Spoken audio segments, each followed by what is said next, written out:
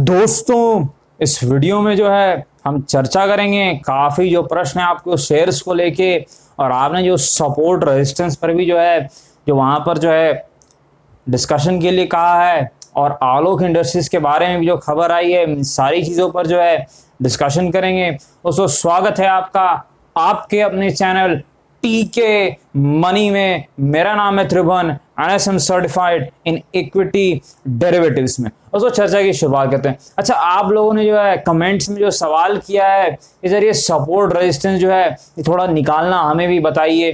देखिए, एक चीज़ मैं बता दूं, ये बहुत ही सिंपल टॉपिक है, लेकिन इसे सीखने में, समझने में, काम करने में, प्रैक्टिस करने में थोड़ा टाइम लगेगा। क्योंकि देखिए, सपोर्ट रेजिस्टेंस जो है वो एक तरीके से मार्केट का, एक तरीके से मार्केट की जान है। आप एक तरीके से ऐसे देखिए, क्योंकि सपोर्ट रेजिस्टेंस जो है ये सिर्फ ट्रेडर्स नहीं देखते हैं। इस चीज को आप याद रखिए। अगर आप इस गलत फहमी में हैं कि सिर्फ ट्रेडर सपोर्ट रेजिस्टेंस देखते हैं, तो ऐसा बिल्कुल भी नहीं है। बड़े बड़े म्यूचुअल फंड, बड़े बड़े FIIs, foreign institutional investors, ultra HNI traders, हर कोई जो है सपोर्ट रेजिस्टेंस पर जरूर ध्यान देते हैं, क्योंकि ये काफ़ी चीज़ें बयां करता है।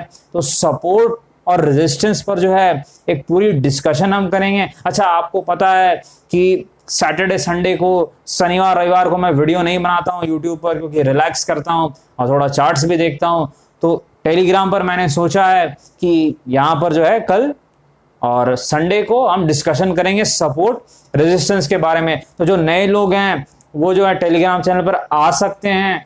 कैसे आना है? आपको टेलीग्राम पे जाना है और क्या सर्च करना है?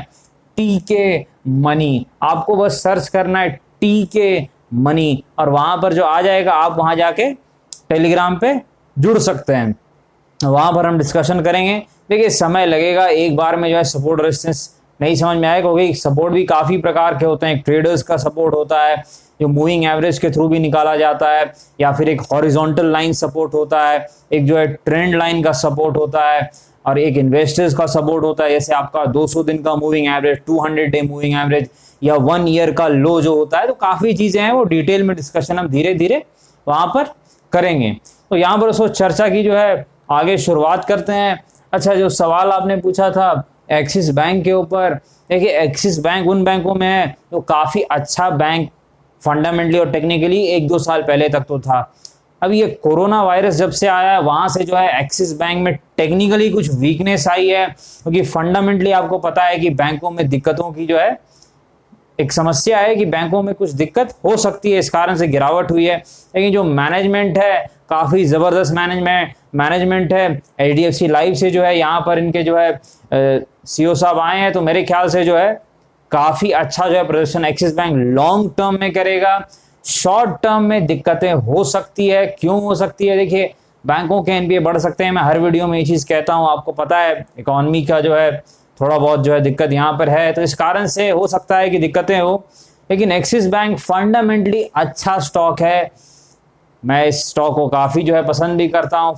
टेक्निकली जो है थोड़ा सा नेगेटिव आप कह सकते हैं, टेक्निकली आपको नेगेटिव कहना पड़ेगा, लेकिन फंडामेंटली अच्छी कंपनी है। लॉन्ग टर्म का जिनका नजरिया है 3 साल 5 साल, मेरे ख्याल से अच्छा स्टॉक है, ऐड किया जा सकता है यहाँ पर सही प्राइस पर धीरे धीरे। अब बाकी चीजें हम टेलीग्राम पे डिस्कस करते हैं, क्योंकि प्राइस लेवल एग्जैक्ट यहाँ पर हर चीज डिस्कस करना जो है पॉसिबल नहीं है।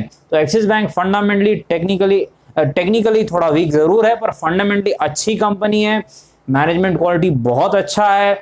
अगर आप कासा रेशियो देखिएगा इनका, तो 51% के आसपास है। मेरे ख्याल से ऐसा कासा रेशियो सिर्फ एक कोटक बैंक का है, नहीं तो किसी और का नहीं है। तो जो भी पैमाने अगर आप देखिएगा, तो हर पैमाने पर ये बैंक खड़ा उतरता है। काफी ब्रांचेज है, मेरे ख्याल से 5000 के आसपास ब्रांचेज हैं। ये जो है इनका बिजनेस रिटेल सेगमेंट में काफी अच्छा है, और इनके जो मैनेजमेंट है ये थोड़ा कंजर्वेटिव भी है लोन को देने में। तो यहाँ पर एक अच्छा क्वालिटी पोर्टफोलियो का स्टॉक है। बस थोड़ा बैंकिंग स्टॉक उथल पुथल मचा दे तो वहां पर ये हो सकता है, लेकिन अच्छा स्टॉक है, नजर पे जरूर रखनी चाहिए। अच्छा, एनटीपीसी का जो स्टॉक है, आपको पता है पीएसयू स्टॉक कैसे बिहेव करते हैं। पीएसयू स्टॉक को जो आपको धीरे धीरे जब नीचे आ जाए सपोर्ट पे खरीद लेना है, और पहले या दूसरे रेजिस्टेंस पे जो है प्रॉफिट खींच लेना है। क्यों? लॉन्ग टर्म में आज तक मैं कहूं तो 5% PSU स्टॉक्स ने जो है वेल्थ नहीं क्रिएट किए हैं पिछले 10 साल में, 5 साल में। अच्छा, एक IRCTC है, वो अच्छा परफॉर्म कर रहा है, एक दो और भी स्टॉक हैं वो भी अच्छा परफॉर्म कर रहे हैं, पर मैं 95 से 97% स्टॉक की बात कर रहा हूं जो लॉन्ग टर्म में वेल्थ नहीं क्रिएट करते हैं। ये ट्रेडर्स के लिए अच्छे हैं, ट्रेडर्स को कोई समस्या नहीं है, लेकिन जो है इन्वेस्टर्स को थोड़ी दिक्कत देते हैं। पर एनटीपीसी ठीक स्टॉक है, एनटीपीसी हो चाहे पावर ग्रिड हो, ये बाकी पीएसयू स्टॉक्स के हिसाब से थोड़ा ठीक है। इसने उतनी ज्यादा वेल्थ डिस्ट्रॉय नहीं की है, वेल्थ क्रिएट तो की ही नहीं है 5-10 साल में, लेकिन वेल्थ डिस्ट्रॉय नहीं की है जैसे बाकी पीएसयू स्टॉक्स ने की है, जो गवर्नमेंट ओन कंपनीज है उन्होंने की है।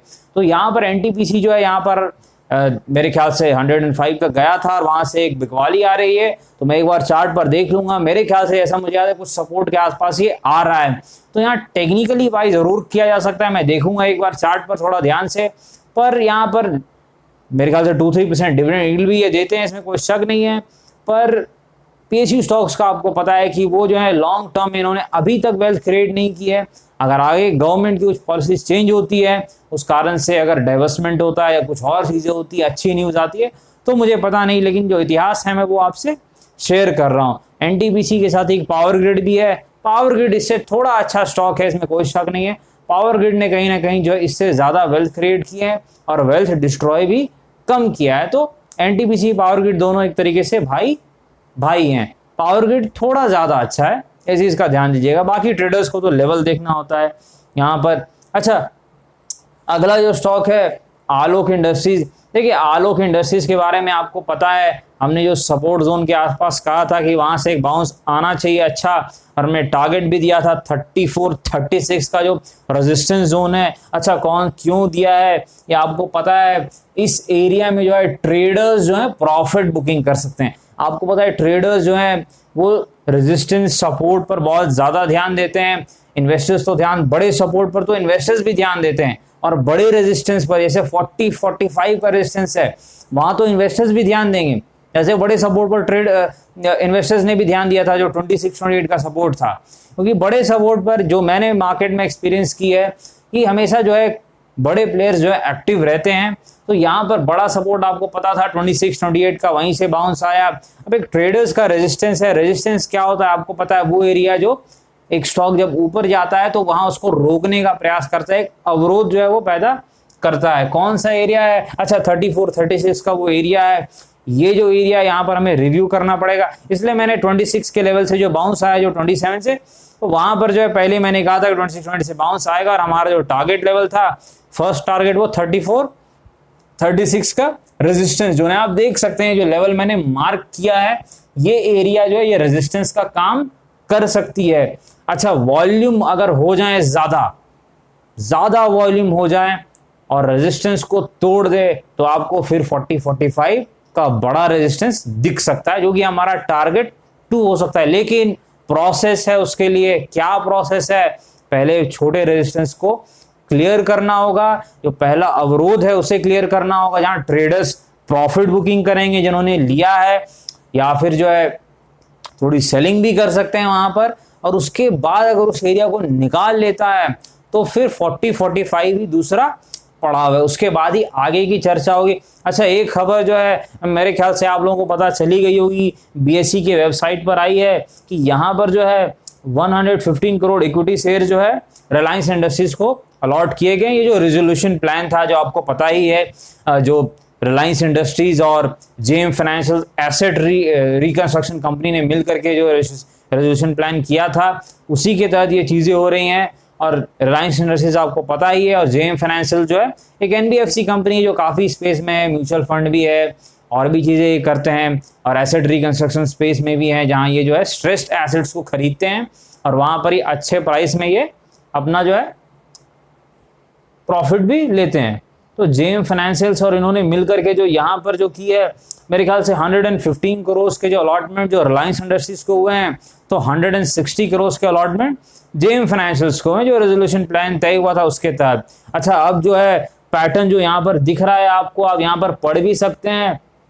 देखिए क्या दिख रहा है यहाँ पर, जो है holding of Reliance and JM Financials in the equity share capital of Alok has increase to 40% and 34.99% respectively. अच्छा, इसका मतलब बड़ा साफ आपको पता ही है, यानी 40% जो यहाँ पर जो है अब रिलायंस इंडस्ट्रीज की यहाँ पर हिस्सेदारी दिख रही है बढ़ करके। अच्छा, 35% किसकी हिस्सेदारी है, तो वो JM financial asset reconstruction company की, यहाँ शॉर्ट फॉर्म दिया हुआ है जेएम FAR से, इसका फुल फॉर्म ये आपको पता है। तो यहाँ पर ये जो है अलॉटमेंट की गई है, यहाँ पर हमें लेवल को ध्यान में रखना होगा। क्यों? क्योंकि ये जो मूव इस बार आ रही है, इस मूव में वॉल्यूम नहीं है, इसलिए मैं कह रहा हूं जब तक वॉल्यूम नहीं आएंगे 34-36 का रेजिस्टेंस थोड़ा दिक्कत कर सकता है, क्योंकि 34-36 पर जो है पहले जो है एक सपोर्ट का काम कर रहा था, ट्रेडर्स का सपोर्ट, तो वो टूटा है।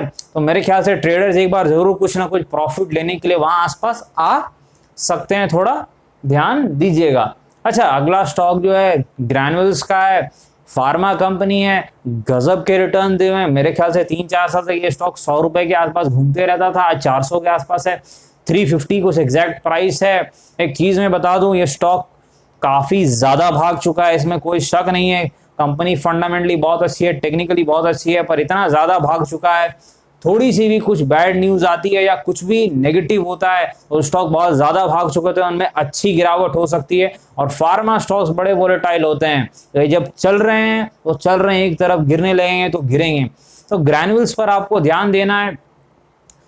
मैंने सपोर्ट तो नहीं देखा है यहाँ पर क्या है उसका, लेकिन 300 के आसपास एक मानसिक लेवल है, तो उसे भी सपोर्ट देखा जा सकता है। पर मैं थोड़ा चार्ट पर देख लूंगा, फिर आपसे आगे भी डिस्कस करूंगा इसके बारे में। तो टेलीग्राम चैनल पर भी जो है TK मनी, वहां पर भी डिस्कस हम कर सकते हैं। तो ग्रैन्युल्स फंडामेंटली टेक्निकली बहुत अच्छी कंपनी है, बस प्राइस थोड़ा सा जो है अनअट्रैक्टिव है, ये अट्रैक्टिव प्राइस नहीं है। देखिए, स्टॉक को अट्रैक्टिव प्राइस में लेने में काफी फायदे रहते हैं, आपकी सेफ्टी रहती है, इस चीज का आप ध्यान दीजिएगा। बाकी तो आप कितना भी अच्छा स्टॉक हो, अगर अनअट्रैक्टिव प्राइस में लीजिएगा तो आपको ज्यादा टाइम देना पड़ सकता है। अच्छा, अगला स्टॉक जो है फ्यूचर रिटेल का। फ्यूचर रिटेल के बारे में आपको याद होगा, मैंने दूसरी वीडियो में डिस्कस भी किया था 3-4 दिन पहले, आप लोगों ने काफी कहा था, वीडियो भी बनाई थी कि 96 के आसपास एक जो है सपोर्ट दिख रहा है, और वो सपोर्ट ने फिर से कमाल कर दिया है। 96 के आसपास आपका वो सपोर्ट एरिया था। अच्छा, क्यों? एक चीज मैं बता दूं, मैंने एक डिस्क्लेमर भी दिया था कि जो सर्किट स्टॉक्स है, मोमेंटम स्टॉक्स है, वहां टेक्निकल एनालिसिस के 90% इंडिकेटर्स नहीं काम करते हैं। हम सिर्फ प्राइस एक्शन, वॉल्यूम, इसे ही देखकर प्रयास करते हैं अंदाजा लगाने का। तो टेक्निकली मैंने कहा था ये जो जोन है 95, 96, 97, ये जो एरिया है, यहाँ आसपास एक टेक्निकल सपोर्ट जरूर है, और इसने उस सपोर्ट को रिस्पेक्ट किया और लगातार 2 दिन अपर सर्किट लग चुकी है। यहाँ पर ये न्यूज बेस्ड स्टॉक है, न्यूज किस प्रकार की आती है पता नहीं, मेरे ख्याल से एक बोर्ड मीटिंग है 15 तक, हो सकता है और भी सर्किट लगे। एक दिक्कत जरूर है यहाँ, क्योंकि आज फ्यूचर एंटरप्राइजेस मैंने देखा है वो रेड में क्लोज हुआ है, और सारे जो शेयर होल्डर्स हैं बाकी ग्रुप कंपनीज के, सबको फ्यूचर एंटरप्राइजेस जरूर ट्रैक करना चाहिए, क्योंकि वही जो है दिशा तय करेगा बाकी लोगों की। तो यहाँ पर जो है 96 का लेवल है, और मेरे ख्याल से अगर सपोर्ट होल्ड करता है तो ये 120 आसपास भी जा सकता है, 120, 125 का जोन जो बड़ी कैंडल के ऊपर है। एक चीज मैं बता दूं, जिन लोगों के पास है वो तो ठीक है, उन्होंने सोच समझ के ही लिया होगा, पर जो नए लोग हैं उन्हें बता दूं ये बहुत ही वॉलेटाइल स्टॉक है, न्यूज बेस्ड स्टॉक है। तो जो नए लोग इन्वेस्ट करना चाहते हैं अपने रिस्क पर इन्वेस्ट करें। क्यों? क्योंकि न्यूज बेस्ड स्टॉक में अभी तो डील आपके पक्ष में है, प्रीमियम मिल रहा है, लेकिन डील की काफी बारीकियां होती है। देखिए, जब रिकॉर्ड डेट कब आएगा, फिर वहां पर जो है सारे शेयर्स मर्ज हो जाएंगे, इक्विटी डाइल्यूट हो जाएगी, उसके बाद फिर किस भाव पे लिस्ट होगा फ्यूचर एंटरप्राइजेस, वो काफी ज्यादा जो है पेचीदगियां रहती है यहाँ पर। तो सिर्फ रिटर्न्स के चक्कर में मत पड़िए। जो नए लोग चाहते हैं निवेश करना, मैं उनके लिए कह रहा हूँ। यहाँ पर जो कंजर्वेटिव हैं, जो थोड़ा कम जोखिम लेना चाहते हैं, वो तो थोड़ा नहीं भी ध्यान दे सकते हैं। आप जो ज्यादा जोखिम लेना चाहते हैं उनके लिए तो ठीक है, वो जोखिम ले सकते हैं। बाकी जो है लेवल्स हमारे सपोर्ट से बाउंस किया है, आपने देखा। अब जो लेवल मुझे दिख रहा है, अगर इस सपोर्ट को होल्ड कर जाए तो 120, 125 का एरिया दिख रहा है। बाकी न्यूज बेस्ड स्टॉक है, तो मैं ज्यादा इसलिए इस बारे में नहीं बोलता हूँ, क्योंकि न्यूज बेस्ड स्टॉक में अच्छा मंडे को कुछ और न्यूज आ जाए, फिर ऊपर नीचे हो जाए, तो वहां कहना मुश्किल रहता है।